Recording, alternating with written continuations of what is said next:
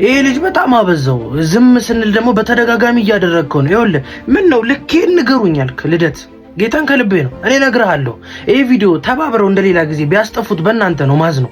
በደንብ ኮፒ ሊንክ እንድታረጉልኝ እፈልጋለሁ። ደግሞ እንደዚህም የተናደርኩት ይሄ መብራት ብልጅ ድርግም ሲል ፒሲን አቃጥሎብኛል። ፒሲ እና ማይክ መግዛት ስለምፈልግ አናግሩኝ። ያላችሁ የምትባርኩኝ ሰዎች ደግሞ ፒሲ ባርኩኝ። በቃ ፈልጋለሁ ዩቲዩብ እየሰራው ስለሆነ እኔው ለማንኛውም አልጠራጠር አይጠቅሱ ግን የቱ ጋር ነው ኢየሱስ ጌታ ነው የሚለው አንተ ታምናለህ፣ በጌትነቱ ታምናለህ። እናንተ ግን ስለምመሰክሩ ጥቅሱ ያስፈልጋል። ምን ያስፈልጋል? በልብ ላይ ጌታ እኮ አይ መጽሐፍ ቅዱሱ ላይ የቱ ጋር ነው ያለው? ማንም ያለ መንፈስ ቅዱስ ኢየሱስ ጌታ ነው ሊል እንዳይ እሱ የቱ ጋር ነው ያለው? አራስ አንብበው አያውቁትም።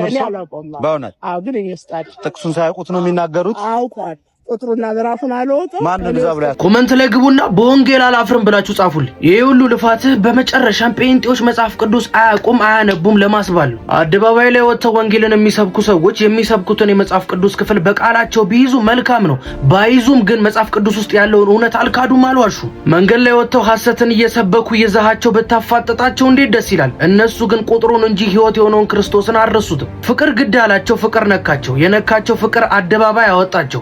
ያሳድጉት ልጆች ያላቸው እናቶች፣ የሚያኖሩት ቤት ያላቸው አባቶች፣ የሚኖሩት ህይወት ያላቸው ወጣቶች አደባባይ ወጥተው ኢየሱስን ሰበኩት። ለምን? ፍቅር ነክቷቸው፣ ፍቅር ግድ ብሏቸው፣ የነካቸው አላስችል ብሏቸው። ይኸውልህ ቁጥሩን እንጂ የነካቸውን ጌታ አልረሱትም። እንዴት ደስ ይል ነበር ዋሽተው ብታፋጥጣቸው። አንተ ብዙ ከመጽሐፍ ቅዱስ ጋር የሚጣረስ የሚያሳፍርህ ጉዳይ ኖሮ እነሱን ለማሸማቀቅና ለማሳፈር ሄድክ።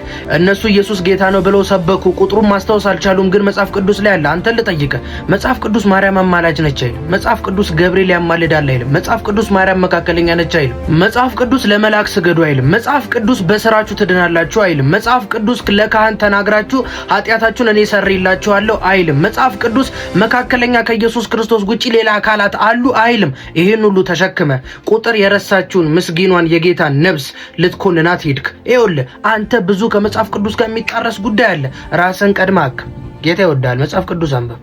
ተዋቸው ቁጥሩን እንጂ ዋናው ህይወት የሆነውን ጌታን አልረሱትምና።